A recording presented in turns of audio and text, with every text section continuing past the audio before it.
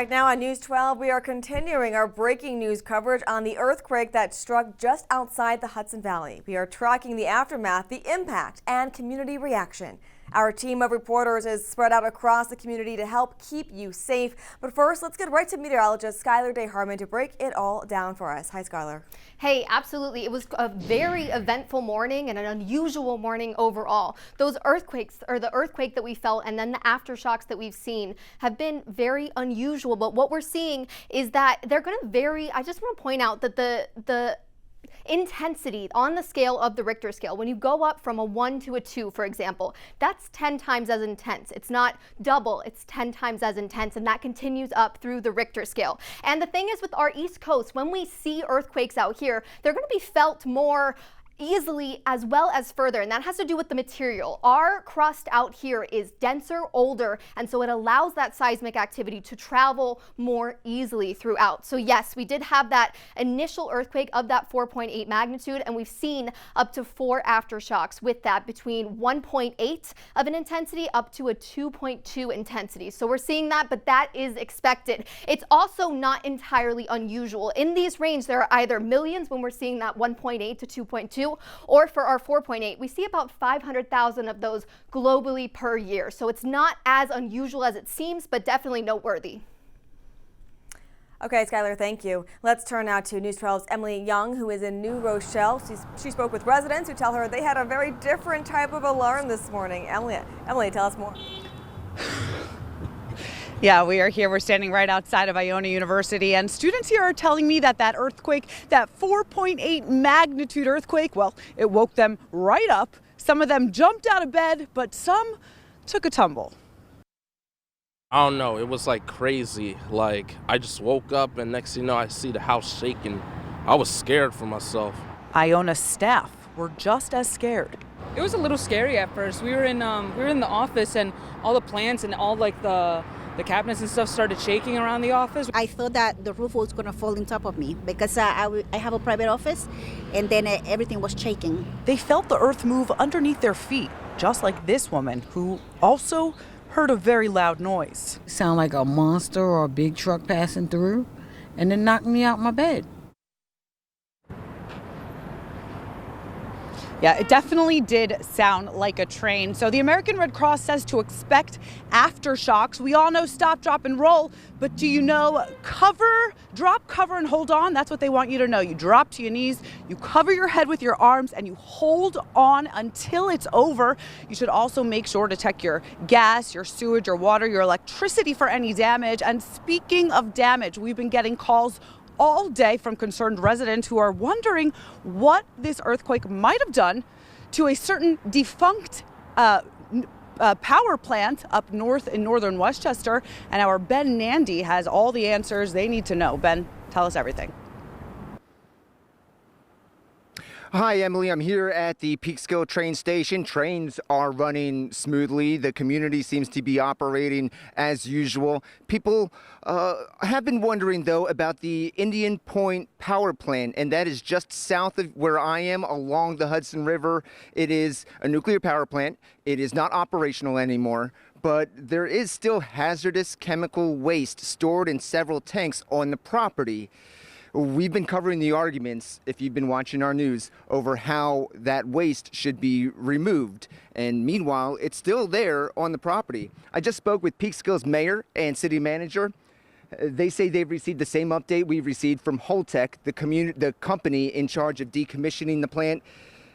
They're saying they followed protocols and there are no indications of any issues at the plant. Those are their words. They also say their operators are doing walkdowns at the plant now to confirm that information. So as we get updates, we'll bring them to you. As for infrastructure here in Peekskill, the Peekskill mayor says that their departments, namely the building department, have gone around the city, checked out various structures, and they found that nothing has shifted and that the city's really made it through this whole event pretty smoothly. We're going to keep you updated on the events here in northern Westchester. Right now, though, we're learning of possible damage at a school that did eventually force the closure of it today. And for more on that, we want to go to my colleague Blaze Gomez in Orange County with more. Blaze, what do you have?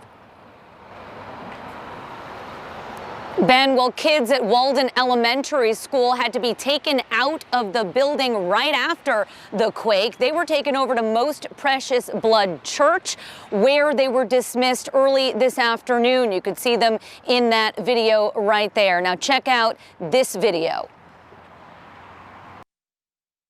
The school was built in the 1920s, and the county executive tells me that the district chose to close early for an engineer to come in as a precaution. News 12 viewers are sending us their videos of the quake, showing their dogs barking during the event and their houses and things on walls shaking. In other videos, you can hear a humming sound. Another one shows a mailbox falling down. Parents picking up their kids in Walden told me they felt it too. I was on the phone and I'm like, hold on, my house is shaking and I'm not sure what it was. And I went to the door. My neighbors were still walking, but my house was shaking. It was rattling in the house. And then immediately I was like, oh my God, I think we just had an earthquake. Definitely some scary moments there. Now, Orange County has activated its Emergency Operations Center, and the county executive here tells me he is in touch with the governor and FEMA. Back to you in the studio. Okay, Blaze, thank you. News 12's Nikita Ramos joins us in the studio right now. Nikita, you've been tracking reaction flowing in from social media. What are you seeing? Exactly. I mean, this is what we have right now. We've been just kind of looking around Twitter and Facebook, and a lot of people have been talking about the emergency management public safety alert that actually went out close to an hour or even later this morning after the earthquake. I mean, you could see some people screenshotting. This is a home screen that somebody screenshotted saying that it came out an hour later. That's when they got the alert for this. And then we're also seeing other people saying that that came out 20 minutes ago. This was posted about an hour after that earthquake was reported to happen within Westchester and here in the Hudson Valley as well. People saying thank you for sending it an hour after it happened, kind of being sarcastic, saying that they didn't notice it. So there's some question around this alert system. Obviously, it's very difficult to, and maybe not even possible, to be able to predict an earthquake and put out mass alerts like that. But this is something that we're looking into, considering lots of people are talking about getting an alert after, an hour later after it happened. But another thing that we're also keeping our eyes on is Indian Rock in Suffern. So this is already split. It has been split for a while, but we do have crews out here right now going to the area, talking to people, because there are some reports. A lot of people are talking about how that crack may have widened from the earthquake, but we're going to keep you posted on that. Rachel. Okay, Nikita, thank you for that update. And this morning's inauguration ceremony for Manhattanville University's new president was paused due to the quake. Take a look at this video from that ceremony in Purchase. You can see the cameras shaking and the speaker coming to a stop as the earthquake hit. After the quake passed, the ceremony resumed. Frank D. Sanchez is now officially the school's 15th president. Despite that unexpected moment, he perhaps thought that they were playing a prank on him.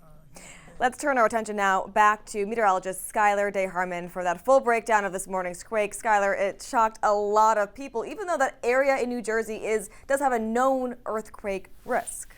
Absolutely. It's unsettling at the very least, but it can be absolutely terrifying if you're never really expecting something like that. Even though it does happen for the area, it's still just an uncomfortable thing to experience. But as far as that was the 4.8 this morning. We're seeing those aftershocks now, and that's likely to continue not just throughout today, but also in the coming days and even possibly weeks. That's to be expected after an earthquake like this. But what we're seeing weather-wise is not a whole lot. There are some light showers working their way through, and it's going to be just kind of annoying. Like, we had that bigger rainfall earlier in the week, and that's not what we're looking at today. It's just kind of that nuisance rain that we're going to see not just throughout the rest of the evening today, but also into the beginning of our weekend. But temperatures right now are in the low to mid or even high 40s, but we do have a little bit of wind that's making it not feel very comfortable. So we're between 10, 15, even up towards 20 miles per hour. Wind-wise, gusts are even higher in the 20, 25 mile per hour range, and it's making those temperatures feel colder than what they are, feeling more like the 30s or the very low 40s. But tonight we're going to see temperatures dropping into more of what it feels like right now. So we're going to be seeing the mid to high 30s throughout. West Point seeing 37, Yorktown Heights as well at 37. It's going to be a mainly cloudy overnight, but you could see some stray sprinkles or flurries here and there. Very similar for our Saturday. We're going to have sunshine, we're going to have some clouds too, but we could still see a stray shower here and there as the remnants of this storm storm that we experienced earlier in the week are finishing getting out of the northeast. But as far as temperatures for our Saturday, we approach 50 degrees, which is all in all pretty pleasant. Not everyone's going to hit it, but we are going to time out some of those stray showers for you right now. So you can see it's just here and there throughout the overnight and then throughout parts of our Saturday, unfortunately. But then we're going to have a dry period. Once we get through our Saturday, you can see our Sundays looking relatively dry as well. Temperatures start to improve, and then we're dry for our Monday and our Tuesday with that next chance of rain coming back by Wednesday. Okay, Skylar, thank you. We will continue to bring you the latest that we are learning about this morning's earthquake. Remember, you can download our free News 12 app to get breaking updates sent straight to your phone.